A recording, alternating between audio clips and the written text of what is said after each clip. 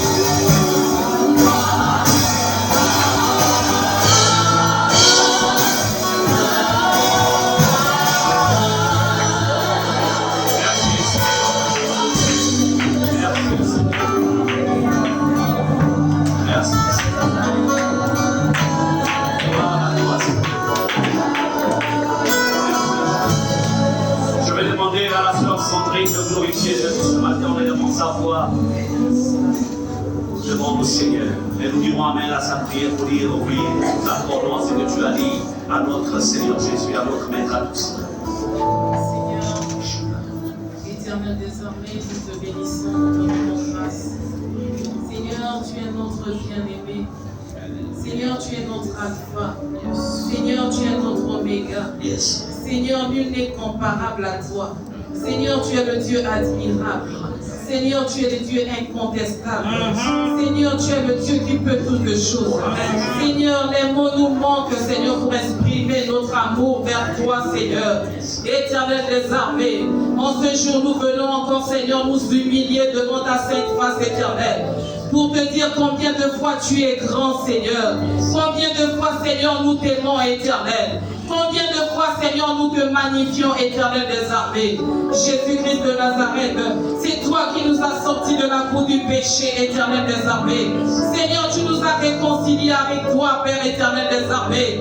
Seigneur, tu nous as donné un nouveau nom, Père. Le nom, Seigneur, Père éternel des armées, de bien-aimé, Père. Le nom, Seigneur, Père éternel des armées, de prince et de princesse éternelle. Le nom, Seigneur, de co-héritier de Christ, éternel des armées. C'est pour cela, Seigneur, mon Dieu, nous te glorifions encore, Père éternel. À qui irions-nous, Seigneur, si ce n'est toi, Père, notre Dieu Jésus, notre Dieu Jésus. Nous t'adorons, Seigneur. Nous te magnifions, Seigneur. Nous t'exaltons, éternel des armées. Toi, notre sauveur, Père, éternel des armées. Toi, le Dieu incommensurable, éternel des armées. Toi, le Dieu qui nous aime, Seigneur, éternel des armées. Nul ne peut nous aimer comme toi, tu nous aimes, Père. C'est pourquoi, Père éternel des armées, nous te jetons, Seigneur, des louanges. Nous te donnons l'adoration, éternel des armées. Jésus,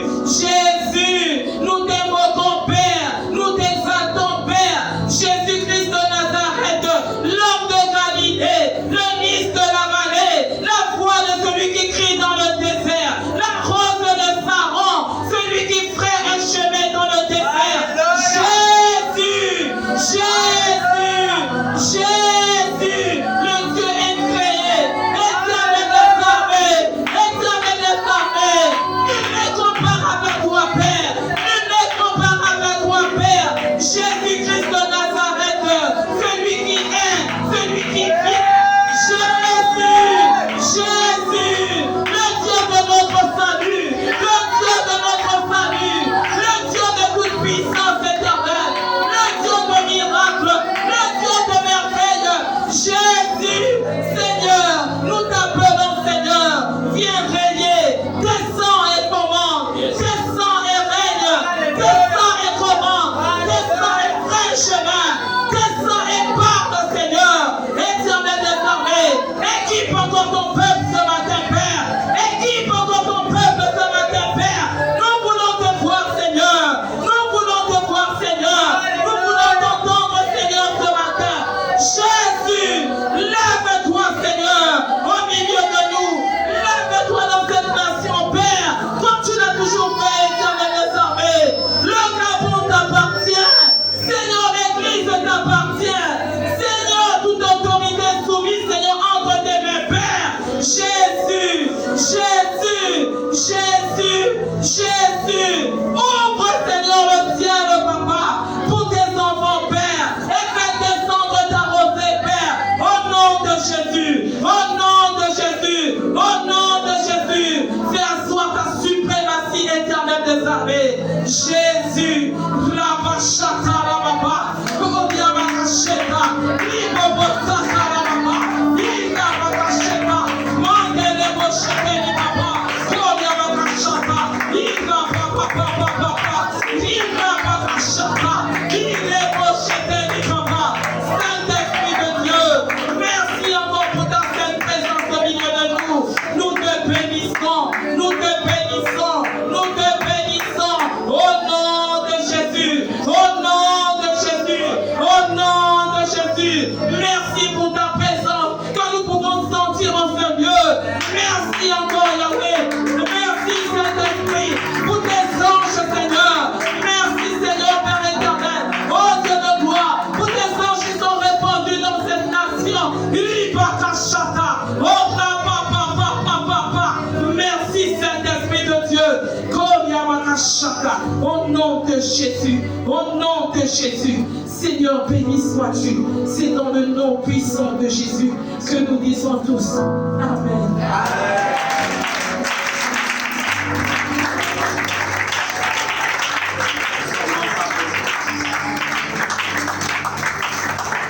Et dans sa présence, nous sommes dans sa présence.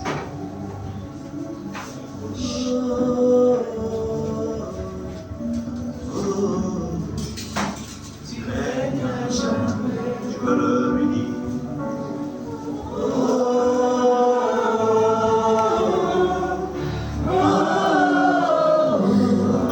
Tu règnes à jamais.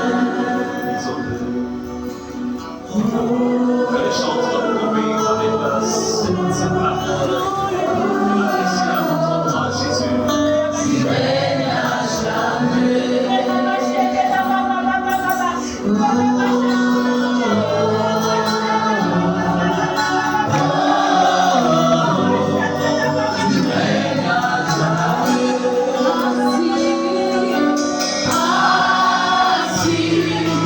Sur mon trône de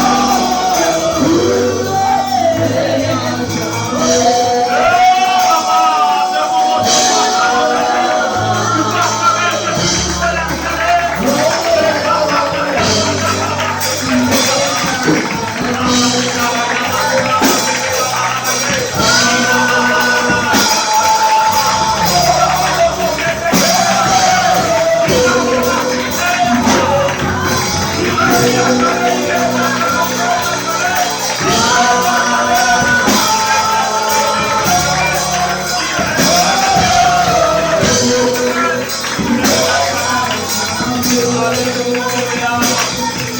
Gloire à Jésus. Gloire à Jésus. Gloire à Jésus.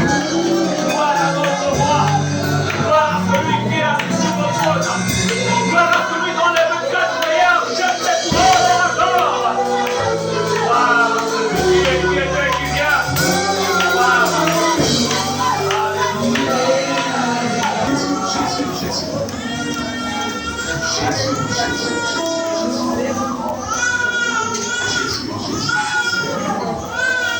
Alléluia. Gloire à Jésus. Gloire à Jésus. Il est merveilleux, notre Seigneur. Il est merveilleux. Il est bon de l'adorer, il est bon de l'appartenir. Il est bon. Alléluia. La présence de Dieu nous fait du bien. On peut comprendre pourquoi David pouvait dire un jour à l'entrée parmi au mieux que 1000 ailleurs. On peut le réaliser, tu peux le réaliser. Bien-aimés, ce matin, nous allons continuer avec ce que nous avons commencé la semaine dernière, dimanche dernier. Nous avons eu ce message, les causes d'une rencontre divine sans impact. Nous avons vu que on a vu l'exemple de ces croyants, l'exemple d'Hérode plutôt, qui rencontra Jésus et il n'eut point d'impact. Sa rencontre avec Jésus n'avait pas favorisé en fait un changement de vie dans sa vie. En fait, il a laissé passer la grâce de Dieu.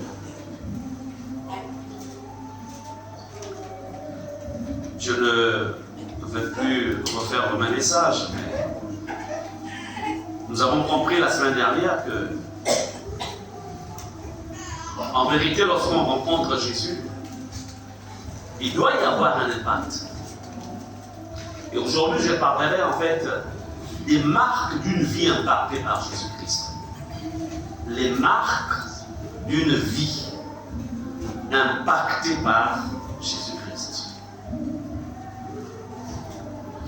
La plus grande erreur que tu commettrais en fait pendant ta brève existence sur la terre serait celle d'avoir été à côté de Jésus, mais sans pourtant laisser Jésus toucher ta vie. Je définissais la semaine dernière le mot impact comme étant l'effet produit par quelque chose. L'effet produit par quelque chose. L'impact, c'est l'influence qui résulte d'une rencontre, on va dire, de deux forces.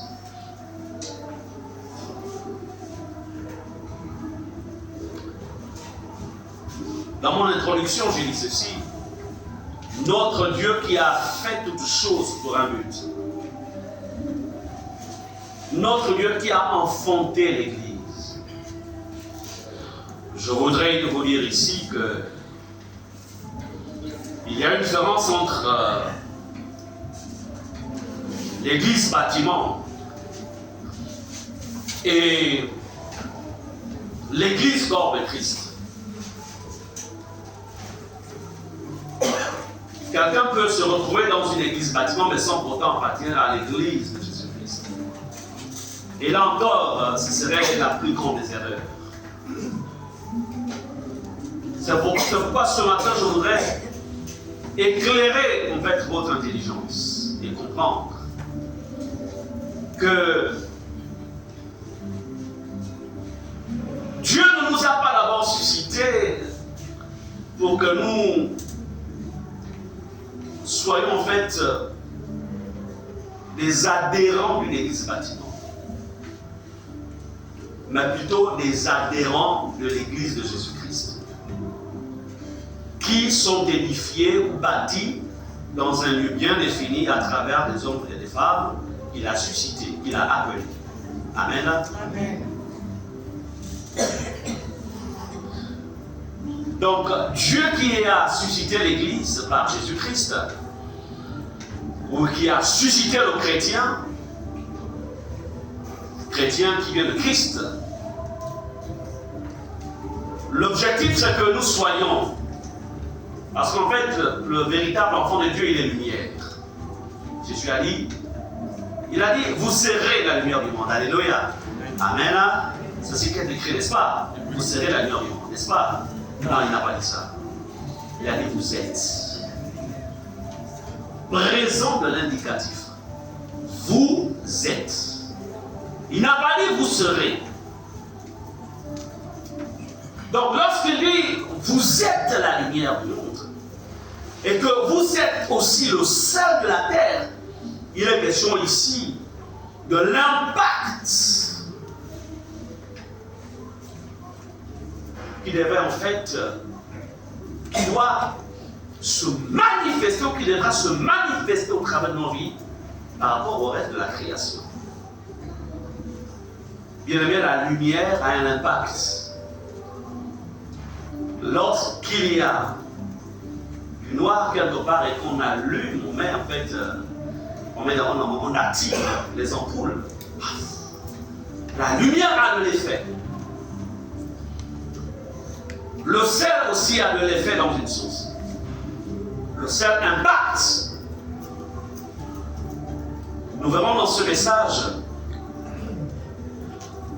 que ce n'est pas n'importe lequel des chrétiens qui a la capacité d'impacter. Le plan parfait de Dieu consiste en ce que tu impactes. Mais ce n'est pas n'importe lequel des chrétiens qui a pu l'impacter.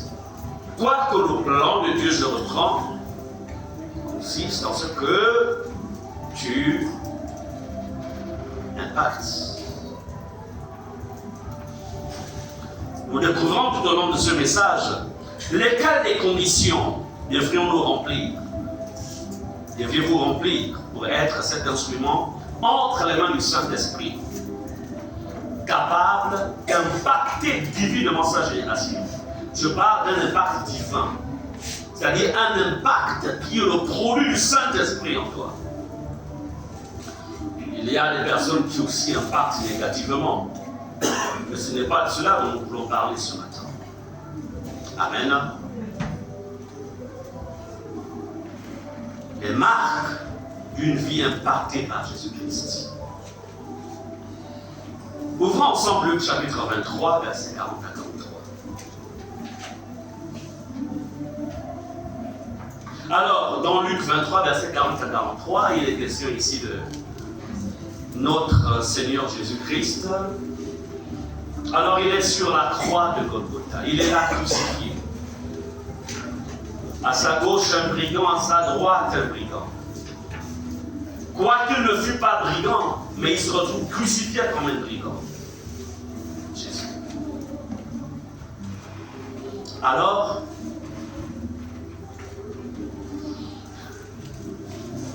l'un des brigands se mit en fait à reprendre Jésus, alors que, quand vous dites, écoute, en vérité, tu pouvais nous sauver là. Bref. Verset 30, il dit ceci, mais l'autre le reprenait, c'est-à-dire l'autre brigand. Il reprenait le premier et disait, ne crains-tu pas Dieu, toi qui subis la même condamnation? Pour nous, c'est justice, car nous recevons ce qu'on méritait nos crimes.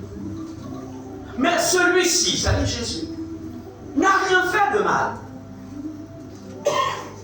Et il dit à Jésus, souviens-toi de moi quand tu viendras dans ton règne. Amen. Verset 33. Jésus lui répondit, je te le dis en vérité, aujourd'hui, répète aujourd'hui, aujourd'hui, alléluia. Jésus dit, aujourd'hui, tu seras avec moi dans le paradis. Waouh! Waouh! Les marques d'une vie impactée par Jésus. Bien-aimé,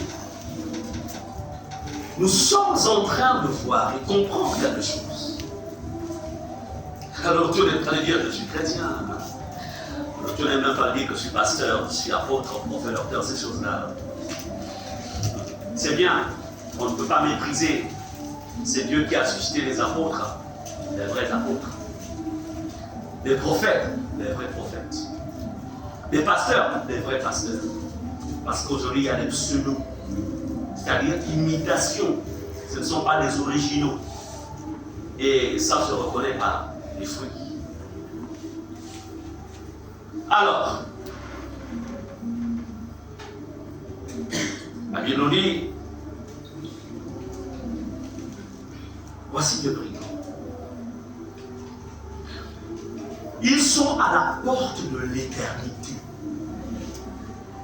C'est-à-dire que dans les secondes ou les heures qui vont suivre, ils doivent partir de ce monde. C'est-à-dire ils vont mourir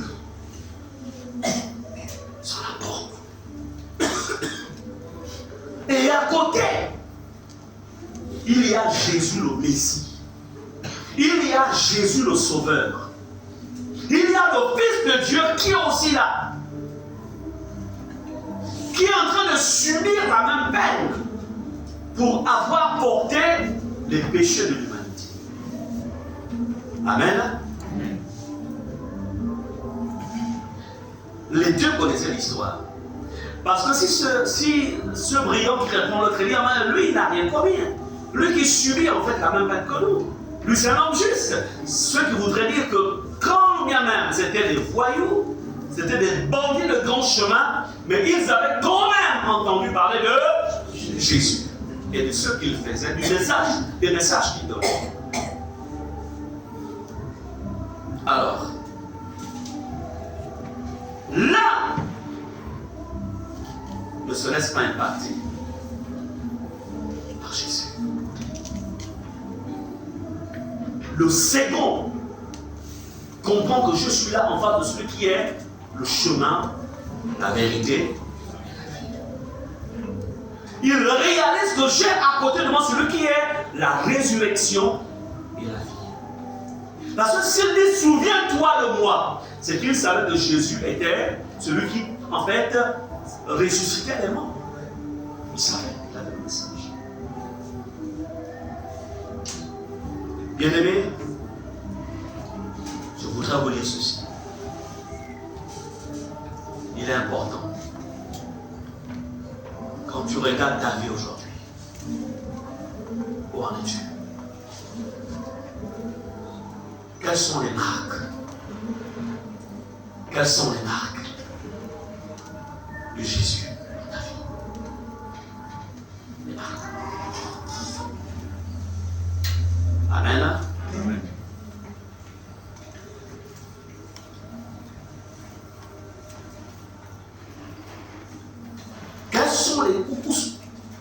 Où sont les grâces de Jésus dans ta vie? Le deuxième brigand sur la croix va nous enseigner ce matin. Tous autant que nous sommes, ne vous y trompez pas, tous autant que nous sommes là, nous sommes en train de marcher sur un chemin qui nous conduit tout droit vers la porte de l'éternité. Certains sont proches, d'autres ne le sont peut-être pas encore. Mais ce qui est vrai, c'est qu'avec assurance, nous y allons. Il ne faut pas se tromper. Nous y allons. Est-ce qu'on est ensemble? Bien-aimé, la Bible nous dit que le deuxième brigand, il va réaliser son état. Il va permettre à ce que Jésus, en fait, je dirais, applique son empreinte sur sa vie. Mais quelles sont en fait ici les conditions que va remplir en fait ce deuxième brigand?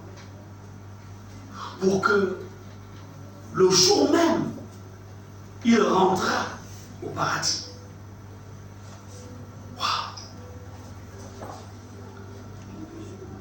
La réalité, c'est qu'en fait, ce brigand, s'était remis en cause.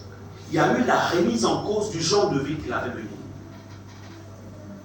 Tu ne peux pas porter les marques de Jésus sur ta vie si tu n'apprends pas à te remettre en cause.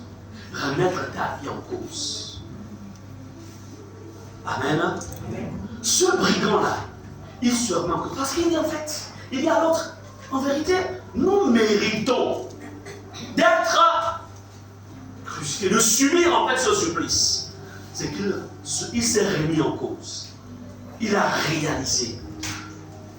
Il a réalisé que le genre de vie qu'il menait n'était pas une bonne vie. Tu ne peux pas être un chrétien au travers de... un chrétien que le Saint-Esprit va modeler si tu n'apprends pas à te remettre en cause. Aujourd'hui, la faiblesse de l'Église, c'est que beaucoup de chrétiens, beaucoup, passent leur temps à se justifier. On justifie les péchés. On justifie les comportements. On justifie en fait tout. On ne se remet pas en cause. Lui s'est remis en cause.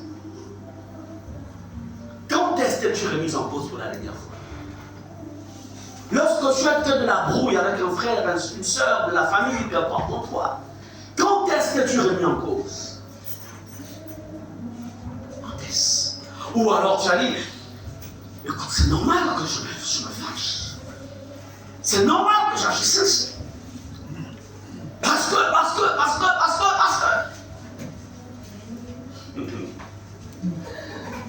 Apprendre à se remettre en cause. Les couples, apprenez à vous remettre en cause.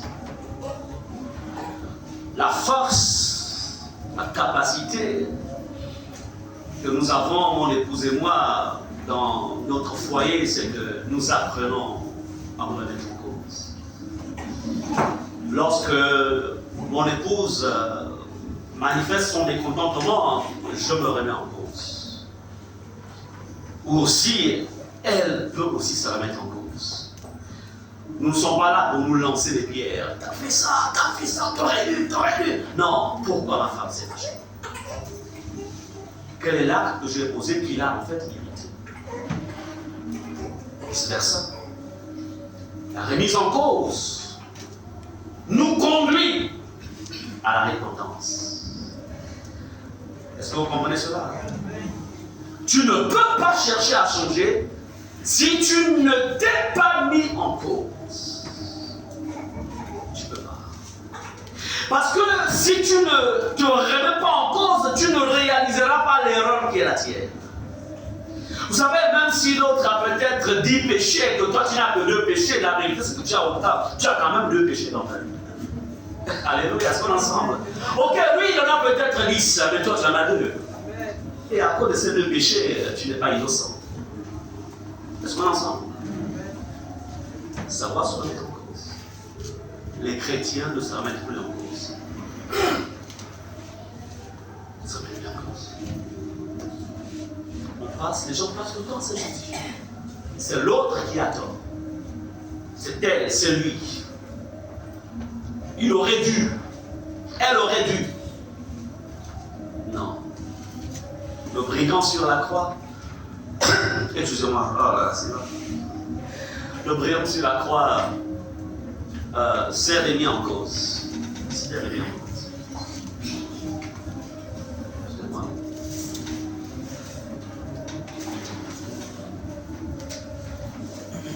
Il est question d'une éternité. Hein. Tu peux vivre 90 ans sur la terre. Tu peux même vivre 100 ans. Tu finiras par partir. Parce que ici, ce n'est pas notre maison éternelle. Hein? Nous sommes passagers. Est-ce qu'on est ensemble? Nous sommes passagers. Nous finirons par entrer dans la maison là-bas. Mais tu iras dans quelle maison?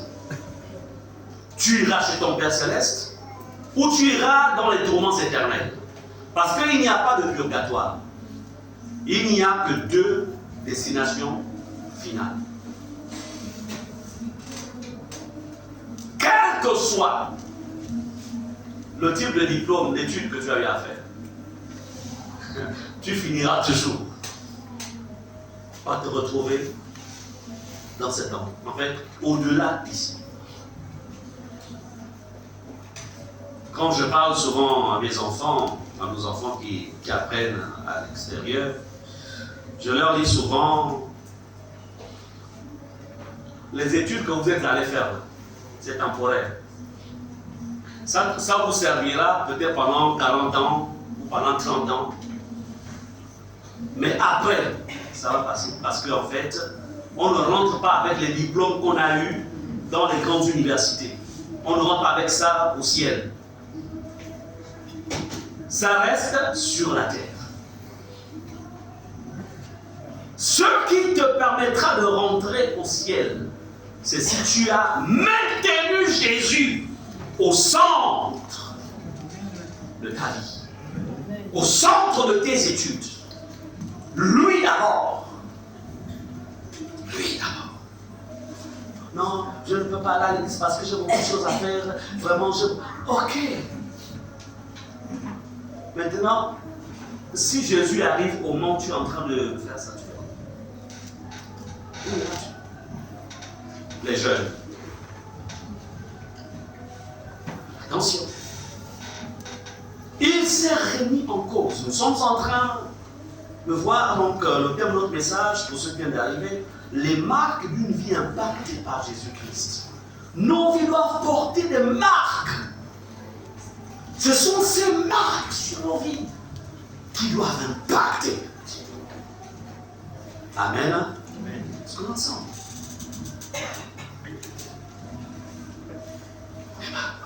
Pour les membres de la sécurité, lorsque, c'est juste une parenthèse, quand l'enfant cesse de prier, de pleurer, vous revenez à l'intérieur pour écouter le message.